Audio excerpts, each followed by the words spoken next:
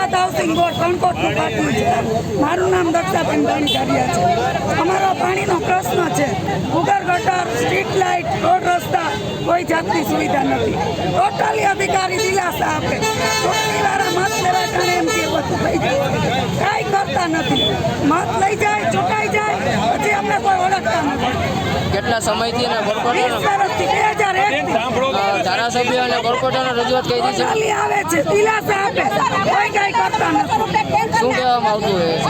અમે આ રોડ રસ્તા કરાવી દેશું, સ્ટ્રીટ લાઇટ લખી દેશું, પાણી કાયદેસર કરશું, પછી કોઈ કાંઈ કરતા નથી.